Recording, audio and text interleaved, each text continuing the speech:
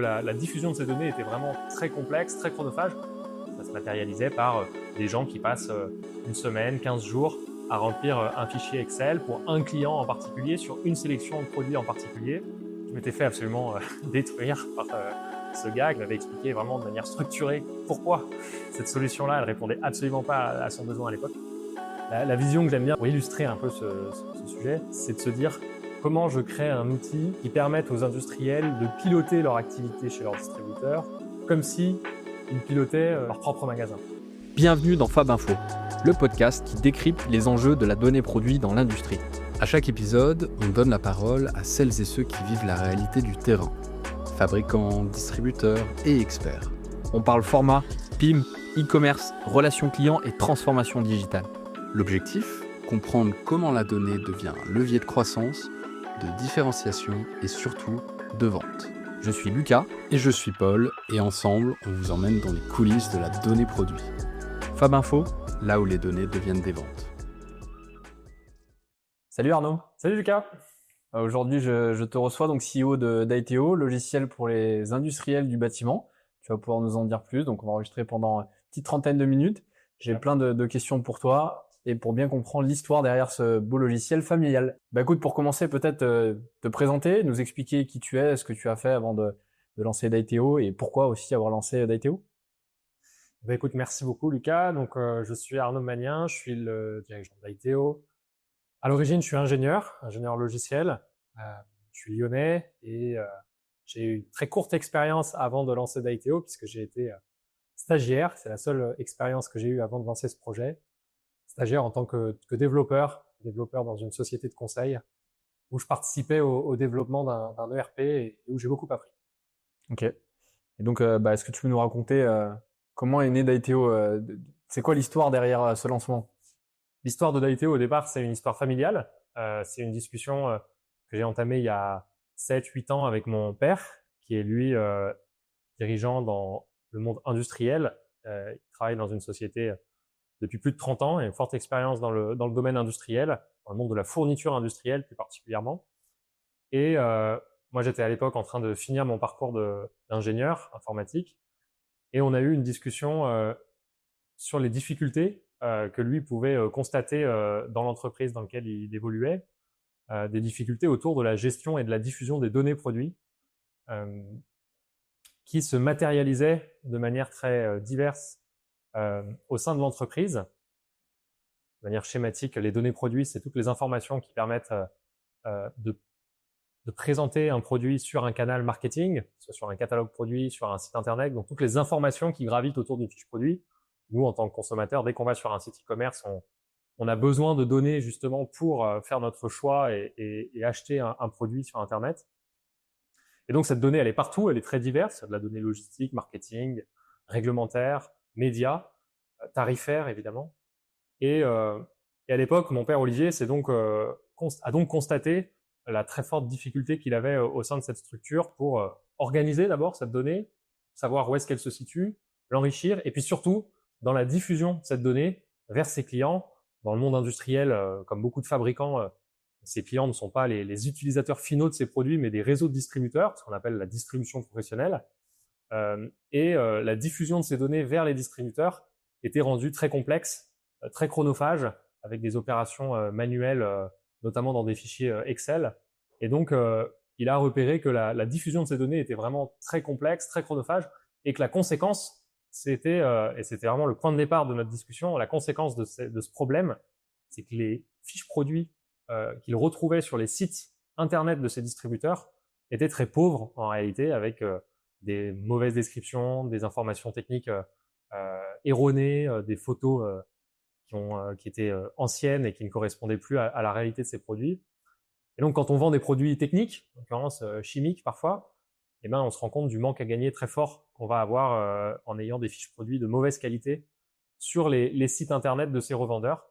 Et c'est vraiment cette découverte-là qui l'a fait réfléchir à la mise en place d'un projet pour trouver des solutions, un projet interne d'abord au sein de cette entreprise. Comment je fais pour trouver une solution qui permette au départ du coup d'analyser finalement les sites de mes distributeurs et connaître ceux qui ont des informations produits mauvaises et qu'il faut que je change en priorité.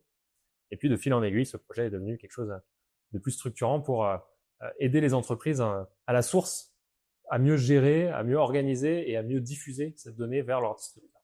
Peut-être, est-ce que tu peux, donc on comprend bien la finalité d'augmenter le business finalement pour l'industriel.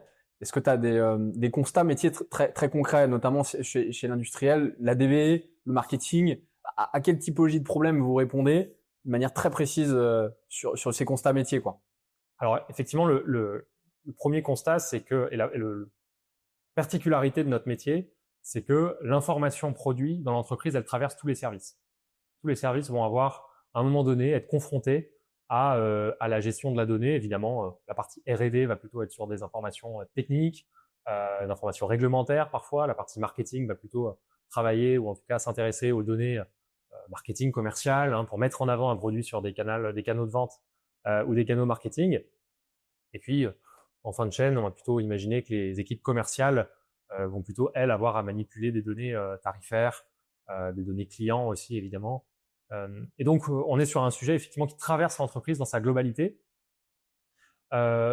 Concrètement, quelles étaient les pains, les difficultés que l'on pouvait constater? Très souvent, les équipes marketing, elles travaillaient justement à la mise en place d'un fichier Excel qu'on va appeler maître, et qui permettait de centraliser la donnée. Ce travail était très complexe parce que mettre en place une base de données complète sur l'ensemble du catalogue produit, c'était très difficile à maintenir, surtout dans un contexte de PME, avec peu de ressources humaines et financières.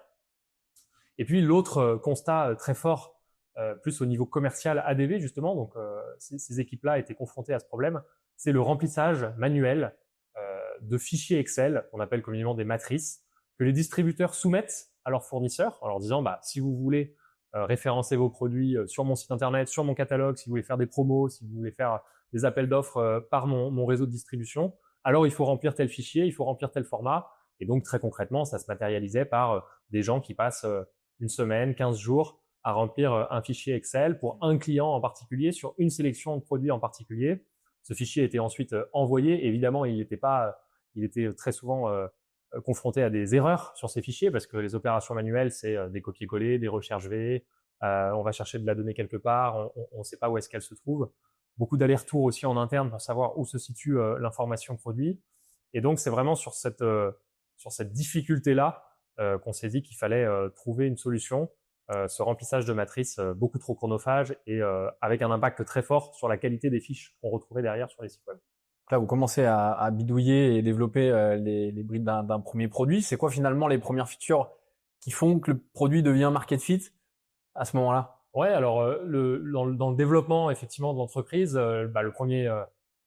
première brique, je dirais que c'est évidemment la nécessité déjà de stocker de la donnée, donc de créer un modèle de données qui soit suffisamment souple pour accueillir de la donnée qui va être très différente en fonction de l'industriel qui va l'utiliser.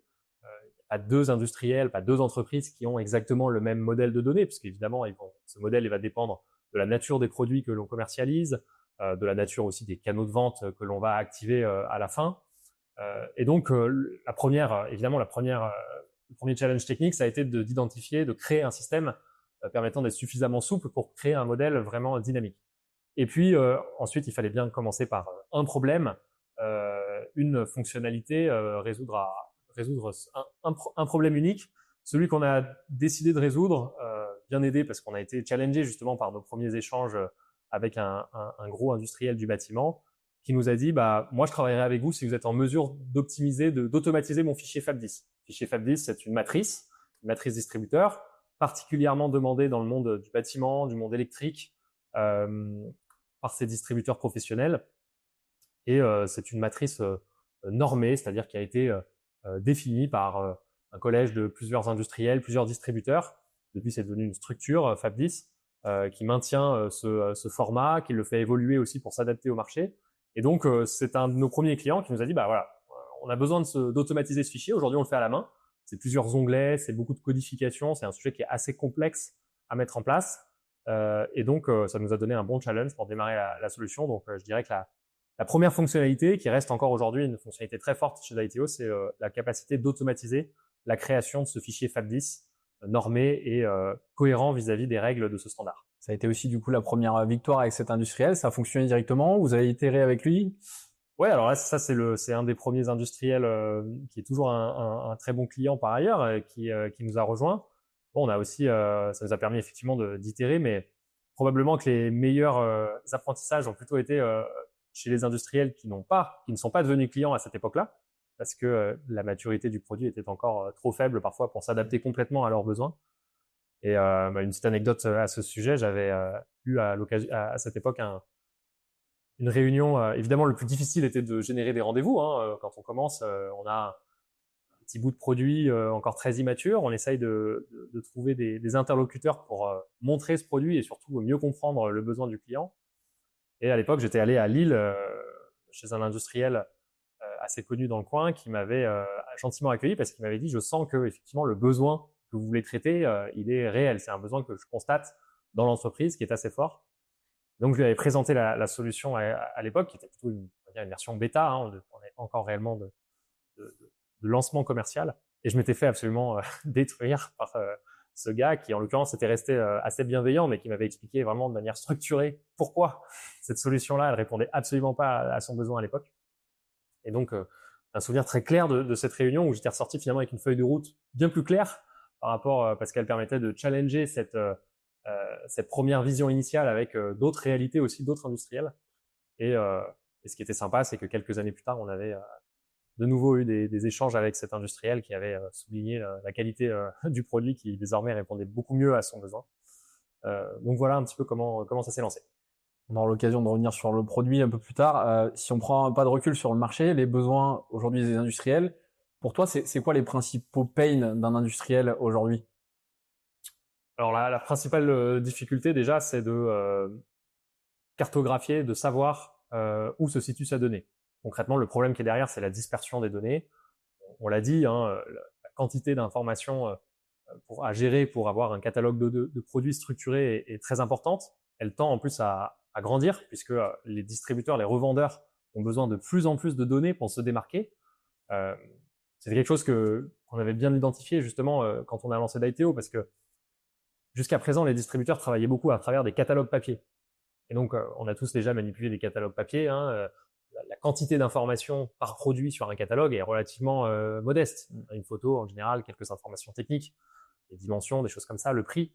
Mais ça reste très simple à gérer. C'est avec le développement du digital en B2B que les choses ont vraiment évolué et que la quantité de données exigées par les revendeurs à leurs fournisseurs a considérablement évolué, a considérablement augmenté. Et aujourd'hui, il y a d'autres challenges qui font que cette donnée, elle continue d'être, qu'il y a de plus en plus de données qui sont exigées, notamment sur les questions réglementaires, sur les questions environnementales. Bien sûr. Donc voilà, on est dans une courbe qui continue d'augmenter sur la quantité et la volumétrie des données. Donc déjà, un des premiers pains, la première difficulté des industriels, c'est de gérer cette volumétrie, d'avoir les outils adaptés pour gérer cette volumétrie au sein d'un collectif, parce que c'est pas qu'une seule personne qui gère toutes ces données, comme on l'a vu, c'est plusieurs équipes en parallèle. Et puis, la deuxième grande difficulté, c'est évidemment la diversité des formats qui sont attendus en termes de données par les distributeurs. Quand on vient s'adresser à des distributeurs alimentaires, quand on va s'adresser à des distributeurs de bricolage, des distributeurs professionnels, on va avoir des demandes, des standards qui vont être très différents. Évidemment aussi, on va avoir cette distinction qui va se passer par pays. C'est vrai que les industriels, très souvent, ils ont un déploiement national, mais ensuite assez vite européen, sociétés qui vivent justement de leur développement à l'export aussi, américain bien évidemment. Et donc, c'est cette très forte diversité de ce qui est attendu par chaque revendeur qui crée du frottement et qui, mis bout à bout, freine les entreprises dans leur développement commercial. Ok. Pourquoi, selon toi, les acteurs du marché actuels, ERP, PIM, CRM notamment, ne suffisent pas à répondre à ces enjeux? Parce que ces solutions, elles répondent déjà à des vrais besoins, mais elles ne peuvent pas répondre à tout. Le ERP, c'est l'outil qui permet d'organiser les ressources de l'entreprise, et effectivement, tous ces outils vont porter une partie du problème, une partie de la solution, mais vont pas y répondre de manière totalement autonome. Le RP porte des informations au niveau produit, principalement les données transactionnelles, c'est-à-dire les informations qui permettent de passer des commandes, qui permettent d'organiser la logistique, les fournisseurs, etc. Donc, il y a toute une partie de la donnée qui va être dans le RP.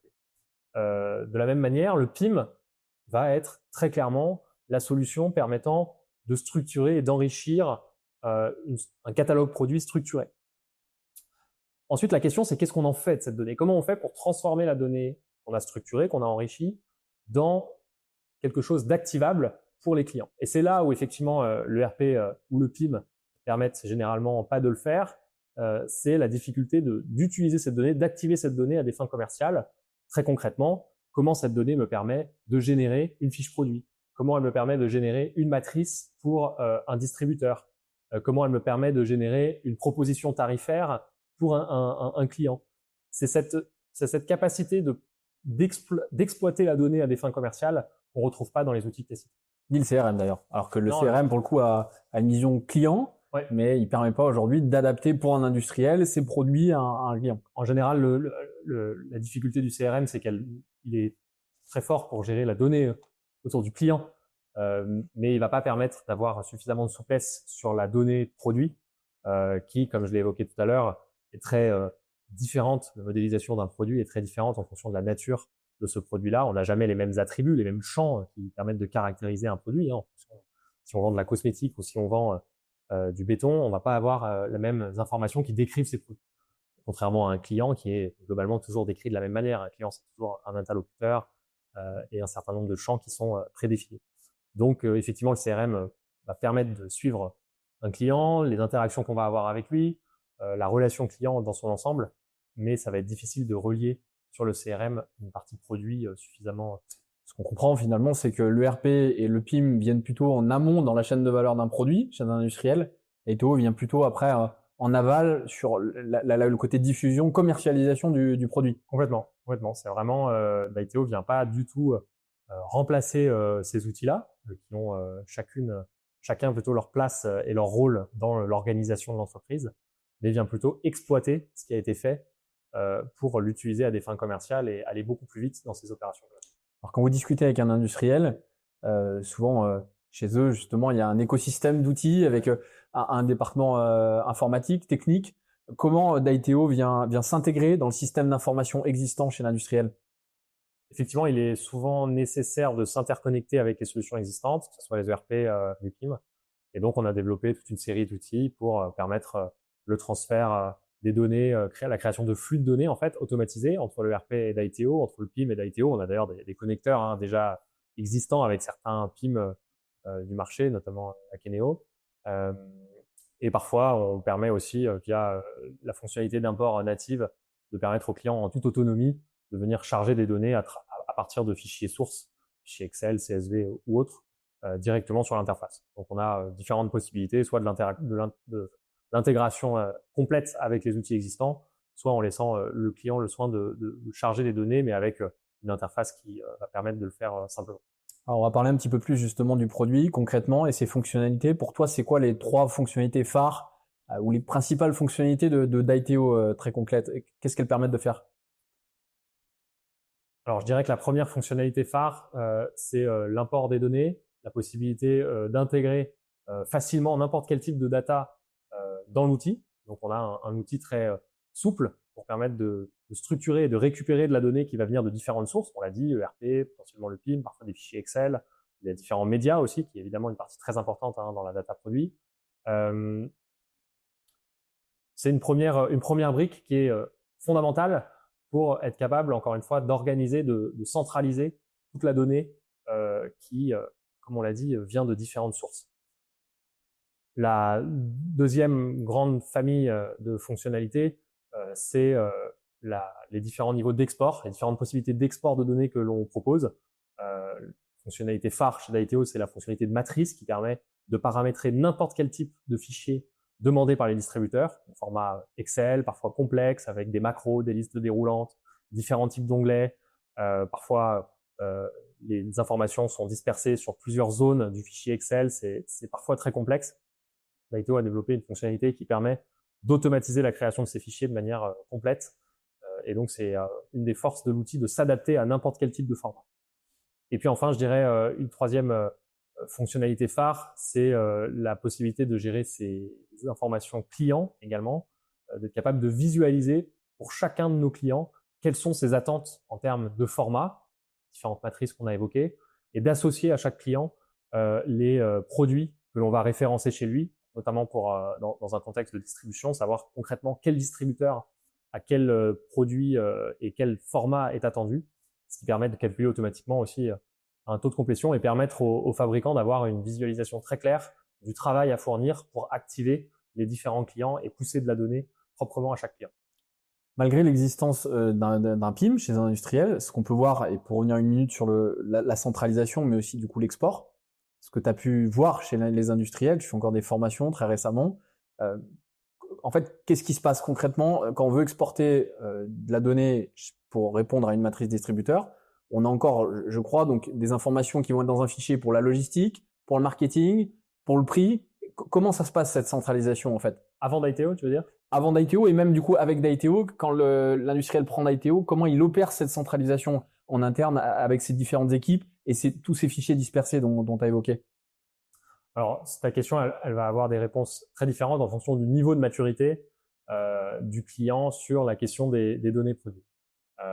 Avant d'avoir mis en place une solution qui centralise la donnée, solution PIM par exemple, il n'y a pas justement de gestion correcte de ce que tu évoques, c'est-à-dire la capacité d'exporter de la donnée vers les clients est totalement chaotique, c'est-à-dire qu'en fait, chaque personne qui est chargée de remplir une matrice distributeur va, tant bien que mal, récupérer de la donnée chez ses collègues, parfois être quand même en mesure de faire des extractions.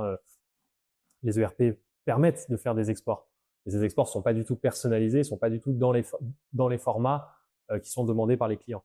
Donc, il va y avoir une première phase d'extraction de données.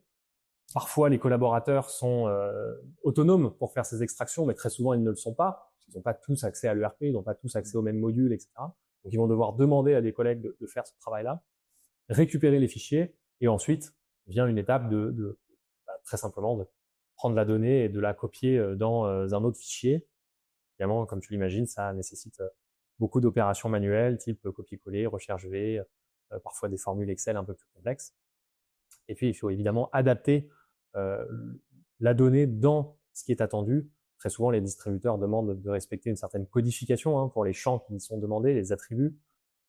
Pour la logistique, le type de conditionnement, par exemple, vous devez respecter une liste de conditionnements possibles qui ne correspondent pas forcément avec le vocabulaire que vous avez vous-même défini dans votre ERP.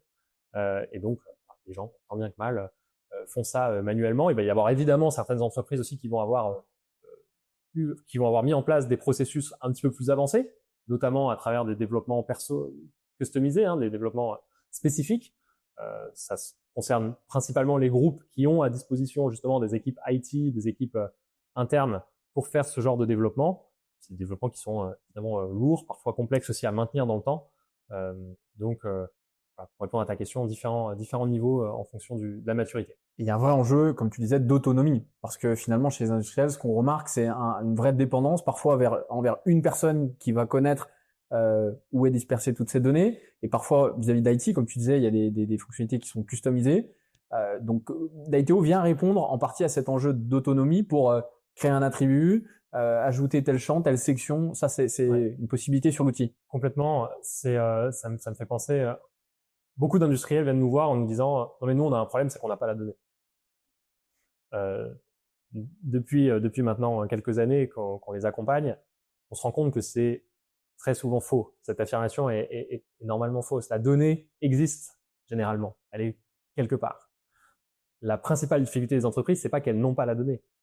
C'est qu'elles n'arrivent pas à l'exploiter et que les collaborateurs de l'entreprise n'y ont pas accès. Et qu'il y a donc une segmentation, une isolation de la donnée qui va être faite. Alors, évidemment, cet enjeu de mettre à disposition la donnée à l'ensemble des collaborateurs, c'est un enjeu qui devient de plus en plus complexe plus la société grandit. Et donc, on se rend compte d'ailleurs que très souvent, des très grands groupes internationaux, mondialement reconnus, ont des problèmes parfois très importants, encore plus importants que des PME ou des petites structures qui ont la capacité, la flexibilité pour partager la donnée beaucoup plus facilement. Donc, l'enjeu, effectivement, c'est de récupérer la donnée, de la voir, c'est une évidence, mais encore une fois, beaucoup d'entreprises, quand elles ont atteint un certain niveau, elles l'ont cette donnée, mais la rendre accessible, c'est vraiment l'ambition de l'ITO, c'est de faire en sorte que, en fonction de votre poste et votre rôle dans l'organisation, vous ayez accès facilement à la donnée qui vous concerne, pas forcément accès à toute la donnée des produits, mais à celle qui vous concerne pour vous permettre rapidement de répondre aux sollicitations clients.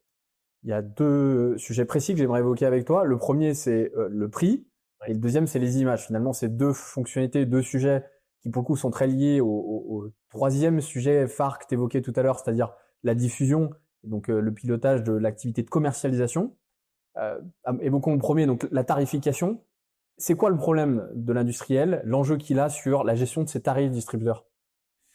Le principal enjeu que les industriels ont vis-à-vis de leurs tarifs, c'est qu'ils ont des tarifs différents pour chacun de leurs clients ou chacun de leurs groupes de clients.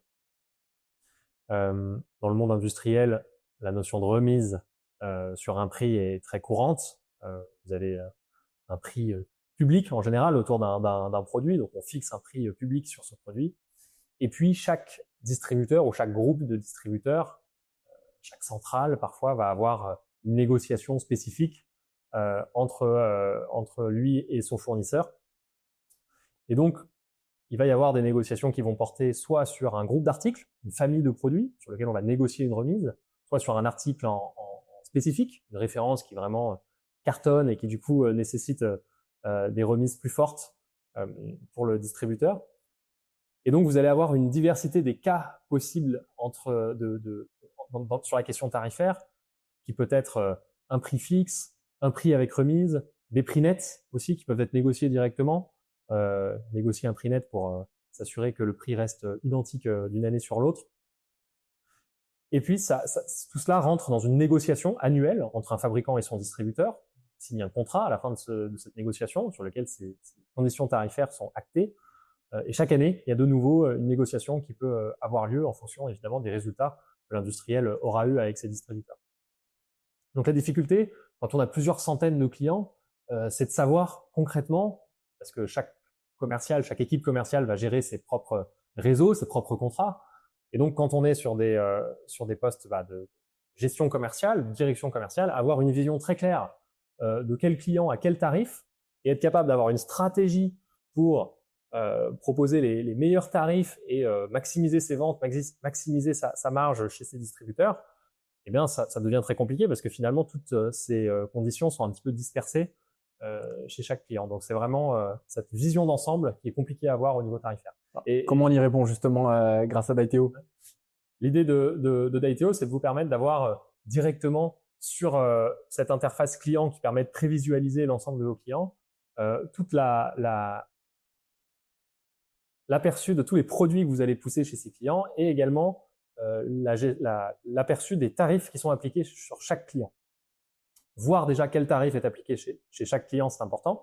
Et demain, permettre également d'avoir la possibilité de simuler la création de tarifs. Par exemple, si on décide d'augmenter de X% telle famille de produits, à partir des chiffres de vente que je peux avoir à ma disposition de l'année dernière, qu'est-ce que ça aura comme impact en termes de chiffre d'affaires, en termes de volume ou en termes de marge chez mon distributeur? C'est vraiment vers ça que Daiteo veut aller. Et du coup, le deuxième, les images, tu le disais avec le digital maintenant, les sites e-commerce, et les images, c'est pas comme un catalogue, on peut plus se suffire à une seule image. Et la gestion de ces assets, il n'y a pas que les images, il y a aussi les fiches techniques, tout ça. Tu peux nous en dire 2 mots? Idem, comment ça se passe actuellement et c'est quoi le problème pour l'industriel et comment Daiteo vient y répondre? Là encore, effectivement, le point de départ, c'est une demande de plus en plus forte. Pour vendre ces produits, on a besoin de mettre à disposition des revendeurs et du consommateur final, parce que finalement, c'est le consommateur final qui est en demande. On est tous, quand on cherche un produit sur Internet, on a 2 propositions en face de nous. Très souvent, celui ou celle qui va nous mettre à disposition plusieurs images, potentiellement une vidéo, potentiellement des photos 3D, et puis quand on parle de produits techniques, de produits chimiques, toute une série de réglementations aussi. On veut s'assurer que le produit est conforme, les déclarations de conformité, les déclarations environnementales, etc. Donc, on a vraiment besoin, en tant qu'industriel, de produire suffisamment de documentation autour de ces produits. C'est absolument nécessaire. La principale difficulté, c'est que déjà, c'est complexe à centraliser, l'ensemble de cette documentation. Donc là encore, Daiteo permet de de les centraliser, de les renseigner sur chacune de ces fiches produits. Et puis là encore, de les transmettre, parce que comment transmettre une volumétrie parfois assez forte de documentation? Daiteo permet en l'occurrence de transformer ces images, ces documentations en liens URL qui sont directement accessibles par le distributeur. Donc ça va permettre de simplifier la diffusion, voire même aussi dans certains cas de figure, notamment dans le monde du bricolage, de l'alimentaire, parfois de renommer ces médias selon une nomenclature, une règle précise. Parfois, ce renommage contient le code EAN ou le code interne du distributeur, parce que le distributeur veut récupérer des images déjà renommées en fonction de ses propres codes à lui. Et donc, Daiteo permet aussi de transformer et de renommer automatiquement des images ou des documents pour les diffuser vers ses clients. On voit de plus en plus apparaître des portails chez les distributeurs. Les distributeurs s'équipent de portails. Comment on explique? Qu'est-ce que vous dites aux industriels qui se posent la question de se dire, bon, finalement, je vais devoir compléter ma donnée produit dans mon PIM, sur Daiteo, dans un portail distributeur? Comment tout ça se simplifie? C'est vrai, il y a plusieurs différents types d'outils qui permettent aux distributeurs finalement de demander aux fournisseurs de remplir directement sa donnée sur un portail web. Je pense que le premier danger pour l'industriel, c'est de croire que cet outil va devenir un outil interne pour lui. Il faut conserver, selon moi, pour l'industriel, cette idée que le portail, c'est l'outil du distributeur. Et que du coup, il faut y investir un peu de temps, de manière raisonable, pour comprendre ce portail, être capable de l'alimenter, mais pas le considérer comme un outil interne, parce que on n'a pas la maîtrise de ce portail. À tout moment, le distributeur, et ça arrive d'ailleurs régulièrement, décide de changer d'outil. Et donc, si on y a investi trop de ressources, trop de temps pour vraiment récupérer ce portail et l'utiliser pour ses propres besoins, on risque parfois de perdre énormément de temps. Très souvent, ces portails, ils sont en mesure de récupérer de la donnée à travers des imports de fichiers Excel. Il y a la possibilité très généralement de récupérer un template. Et donc, ce qu'on propose à nos clients, c'est évidemment à travers ces templates de les automatiser pour pouvoir remplir ces portails au maximum. La magie n'existe pas, il y a toujours un travail manuel pour finaliser, mais pour remplir 80-90% des données en automatique grâce au remplissage automatique de cette matrice. Donc ça, c'est la proposition qu'on leur fait aujourd'hui et qui fait gagner énormément de temps à certains de nos clients, notamment pour remplir les portails que tu évoques.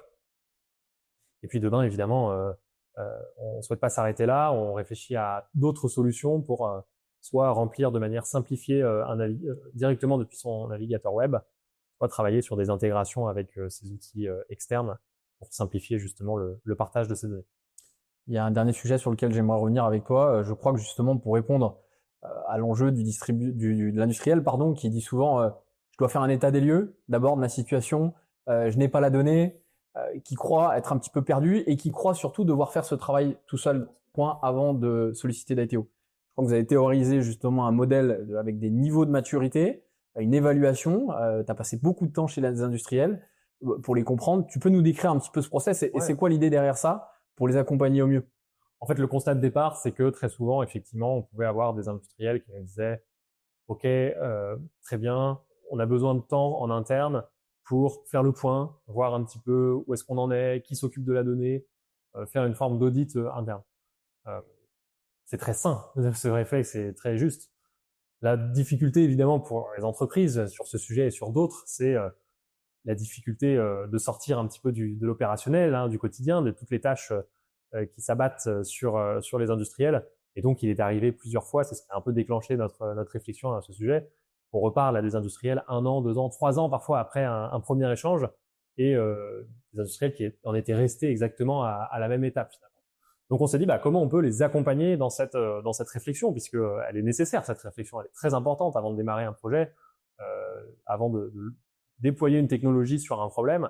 Très important effectivement de comprendre comment cette problématique elle s'exprime au sein de l'entreprise. Et donc on a déployé effectivement, on a réfléchi puis on a conceptualisé un système un niveau de maturité, différents niveaux, avec une auto-évaluation qui permet de savoir aujourd'hui à quel niveau on se situe en termes de gouvernance, de gestion de la donnée et et de capacité d'activer cette donnée à des fins commerciales. Et donc, on a développé ce petit questionnaire. Et donc, on encourage effectivement les industriels avec qui on discute, et puis nos clients, hein, même quand ils sont déjà clients d'ITO, il est toujours bon de se réévaluer pour savoir concrètement où est-ce qu'on en est et qu'est-ce qu'il reste à faire en termes de mise en place, de fonctionnalités ou parfois de formation en interne pour passer les niveaux et avoir un pilotage parfait de sa donnée. En quelques mots, c'est quoi les critères justement d'évaluation? Sur quoi, je sais que tu as sorti une vidéo pour expliquer ces niveaux de maturité. Tu peux nous dire très rapidement les critères selon lesquels les industriels s'auto-évaluent ou sont évalués par d'ITO pour les situer? Il faut toujours voir le problème à travers deux angles. L'angle de la gestion interne de la donnée. Donc, quand on est au niveau le plus faible, c'est vraiment le mot dispersion qui prévaut. Il y a de la donnée absolument partout, il n'y a pas de structure. Donc, la structure qui permet de gérer et de centraliser, d'enrichir de la donnée, évidemment, va être un des axes qui permet d'évaluer un industriel. Et puis, le deuxième, c'est la réactivité qu'il va avoir face aux demandes distributeurs. Cette capacité d'activer ses produits, de pousser de la donnée qui soit conforme aux attentes, aux standards, de bonne qualité, qui soit exhaustive aussi, hein, parce qu'on peut toujours envoyer quelques données, mais là, l'idée, c'est d'envoyer beaucoup de données de bonne qualité vers l'ensemble de ses clients.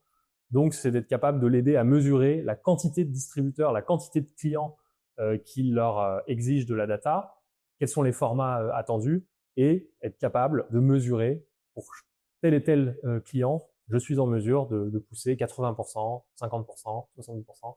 Et c'est vraiment sur cette évaluation-là qu'on les accompagne. Pour finir, donc vous communiquez en ce moment sur un nouveau positionnement. Donc d'ITO passe d'un simple outil de diffusion, structuration à une vraie solution de pilotage. Peut-être nous expliquer justement ce changement de positionnement, de quoi vers quoi vous allez, et peut-être très concrètement comment ça va se matérialiser dans vos produits, qu'est-ce que ça va permettre à un industriel demain? Ouais, l'idée de ce positionnement, c'est pas vraiment un changement, c'est plutôt un enrichissement de la solution, la diffusion de la donnée dans les formats, les matrices, les fiches produits, etc. fait pleinement partie du développement commercial chez les distributeurs. L'idée, c'est donc de dire cet axe-là, on continue et on veut être les meilleurs sur ces sujets, mais on veut vraiment que l'ITO devienne un outil qui permette aux industriels de piloter leur activité commerciale chez leurs distributeurs. La vision que j'aime bien pour illustrer un peu ce sujet, c'est de se dire comment je crée un outil qui permette aux industriels de piloter leur activité chez leurs distributeurs comme si ils pilotaient leur magasin, leur propre magasin. Vraiment d'avoir cette ambition-là, cette volonté de leur permettre de savoir très clairement chez quel client je pousse mes produits, quels sont les résultats que j'ai chez ce client, quelles sont les actions que je peux mettre en place pour augmenter justement ma réussite avec ce client sur la partie tarifaire, sur la partie data, sur la partie formation, sur la partie promo. Alors, on a plein d'idées puisque un fournisseur et son distributeur ont toujours plusieurs étapes à passer pour chaque année développer leur business commun. Et donc, l'idée, c'est que sur chacune de ces étapes, que ce soit le référencement des données, la partie tarifaire, la formation des commerciaux, l'analyse des ventes, que sur l'ensemble de ces sujets, l'ensemble de ce cycle de travail, on puisse apporter une technologie qui les aide à prendre des décisions plus éclairées et plus rapidement. Est-ce que tu peux nous donner du coup quelques chiffres et quelques résultats du coup grâce à la solution d'ITO? Ouais, l'ITO a été lancé il y a à peu près 6 ans maintenant. On a plus de 110 clients, tous industriels, plus de 600 utilisateurs mensuels, de 1500 exports fichiers matrices, fiches produits sont générés directement depuis notre outil tous les mois. Donc c'est évidemment une grosse fierté pour nous. La principale fierté, c'est évidemment de voir ces projets qui permettent aux entreprises d'abord de gagner du temps et aux équipes opérationnelles de se dégager beaucoup de temps sur des travaux qui étaient à l'époque très chronophages et sans valeur ajoutée, hein, notamment ces fameux remplissages de matrices. Donc je reviens encore une fois d'une réunion où j'ai pu constater ça, et c'est toujours très valorisant de voir que grâce à de la technologie, on a permis à des collaborateurs de retrouver du temps sur des tâches à plus forte valeur ajoutée qui leur permettent de s'épanouir plus complètement dans leur métier. Et l'autre axe de satisfaction, c'est évidemment de voir des projets qui s'intègrent de manière progressive dans des organisations, d'abord au niveau français pour répondre à un besoin spécifique sur un de leurs principaux clients, distributeurs par exemple, et de voir petit à petit l'outil et le projet s'ouvrir sur d'autres distributeurs, d'autres pays. Et c'est ça qui me motive en ce moment. Donc si je suis un industriel, là, qu'est-ce que je dois faire très concrètement si je veux me rapprocher de d'Aiteo? Très simple, nous contacter. Notre site internet qui a fait peau neuve récemment vous permet de laisser vos coordonnées et puis on peut vous rappeler. Et puis vous pouvez aussi très facilement sur les réseaux professionnels, notamment LinkedIn. N'hésitez pas à prendre contact avec nous et on vous contactera avec plaisir. Merci Arnaud pour ton Merci, temps, Lucas. pour cet échange. Merci à À toi. bientôt, longue vie à Daiteo. Merci, à très vite. Fab Info, là où les données deviennent des ventes.